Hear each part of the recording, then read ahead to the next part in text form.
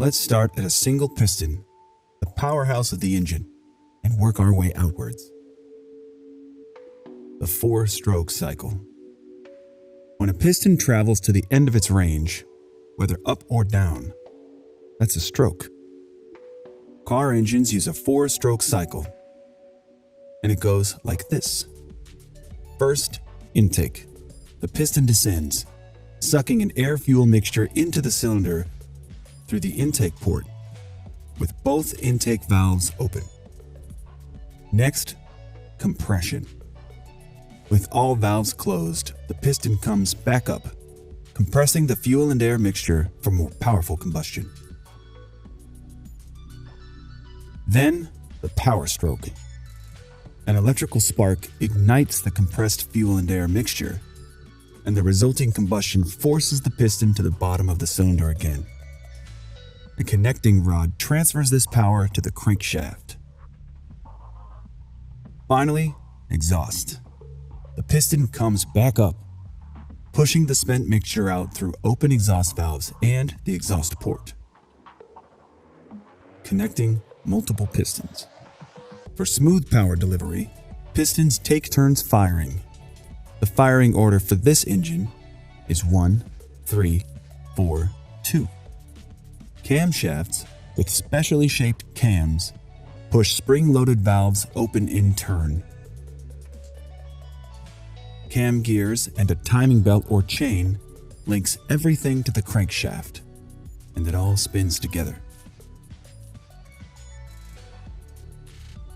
The crankshaft translates piston power out of the engine. It has counterweights to balance against the pistons for perfectly smooth revolutions. This is what RPM means. We're counting the number of full crankshaft revolutions per minute. The engine block holds the crankshaft and cylinders, and the cylinder head holds valves, ports, cams, etc. A geared flywheel sits at one side of the crankshaft for connection to a transmission. It's also where the starter connects to the system. This engine has 4 cylinders arranged in a single row, but there are many other possible configurations, like 6 cylinders with 3 on each side, angled in a V-shape, or 8. Despite different design goals, the basic engine parts are all there. Now let's look at other systems that support this combustion process. Air intake. Air comes in through the air filter and then into the intake manifold, where it mixes with fuel before being sucked into individual cylinders through intake ports.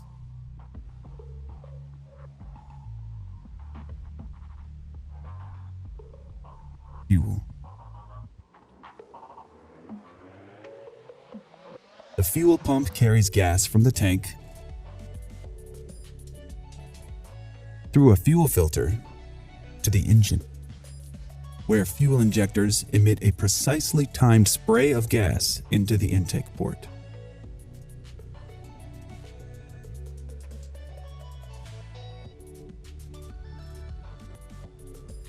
Cooling. Engines get very hot during operation and require a cooling system.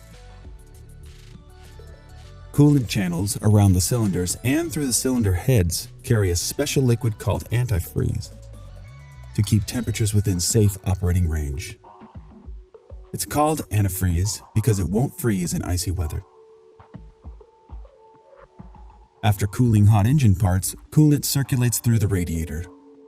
The radiator has a network of small tubes and fins.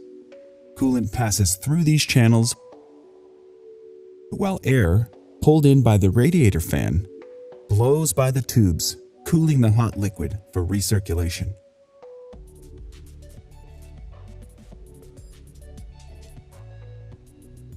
A water pump keeps the coolant system flowing and properly pressurized. The thermostat regulates coolant temperature by either routing coolant back through the engine or to the radiator for further cooling. Electrical. The The spark plug delivers the electrical spark that ignites the fuel-air mixture for combustion. The metal core is insulated from the outer metal casing with porcelain. The spark jumps between these conductive surfaces.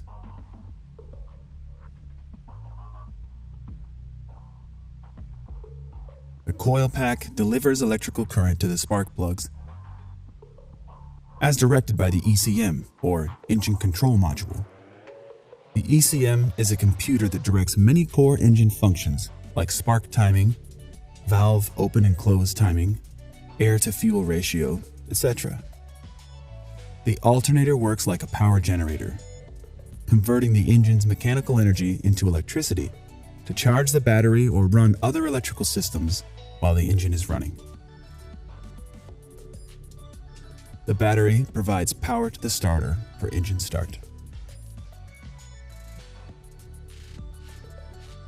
Oil.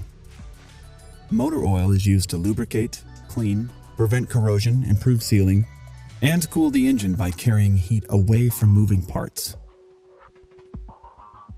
Rings around the top of the piston head keep oil out of the combustion process, while otherwise allowing the cylinder to be lubricated. Oil galleries are channels through the engine block and cylinder head that carry oil to various engine parts. Oil flows through the engine and back to the oil pan for recirculation. Oil rests in the oil pan when not in circulation. The oil pump keeps oil properly pressurized and flowing. And the oil filter keeps oil clean from contaminants.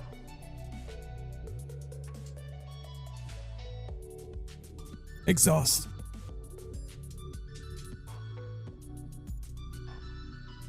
The exhaust manifold collects gases from multiple cylinders into one pipe.